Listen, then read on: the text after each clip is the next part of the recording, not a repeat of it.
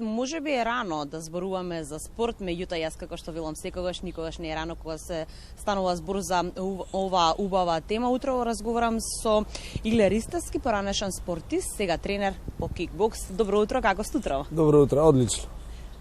Задоволство е секогаш да се зборува со вакви врвни спортисти. Зборуваме на тема како да ги насочиме младите кон спортот, односно како што велите и само вие спортистите, спортот е навистина живот. Да, спортот е живот, мораме на било кој начин да ги наведеме. Ние не сме толку способни да кажам колку што се оние производители на игриците, како ги навликуваат брзо, но бараме начини со правилно пренесување на вештината, со правилно пренесување на добробитот од вештината. Да, ваша страст е кикбоксот. Вашето искуство го пренесувате на помладите генерации? Да.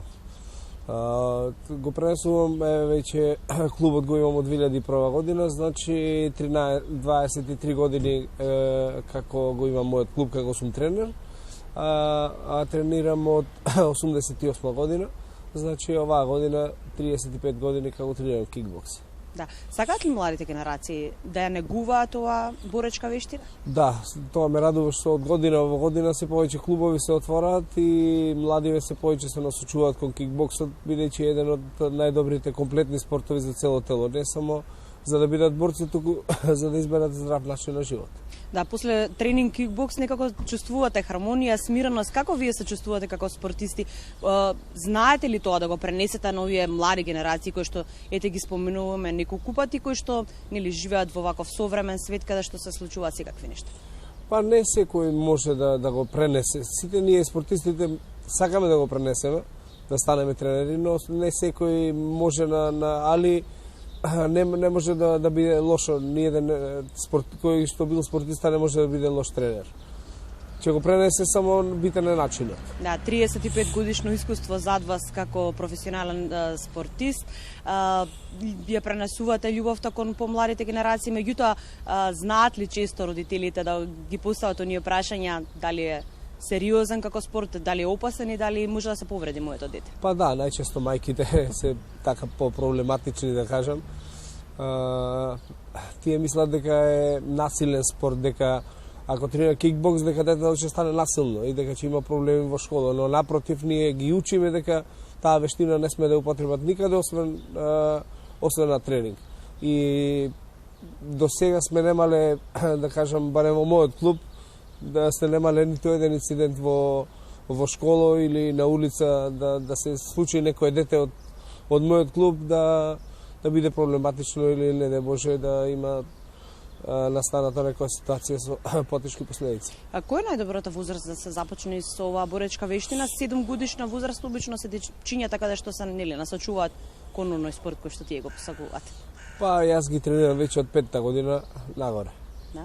Што е со повозрастните, дали сакаат тие да тренираат кикбокс? Да, тие повеќе се срамат, да кажам тие што се веќе над 30 година, викаат веќе ми е касно за тренинг и се осеќаат некако изгледа нашиот подјаве овде ги прави стари луѓето да се осеќаат, но јас ги охрабрувам сите од 5 до 75 години слободно да почнат да тренираат за да си го продолжат животот и за да бидат фит пред се.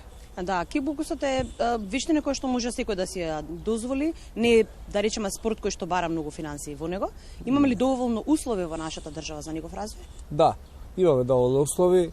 Мислам, не се потребни некои посебни услови за нашиот спорт. Не, да речем, како бодибилдингот или како некои други такви спортови кои барат премногу опрема.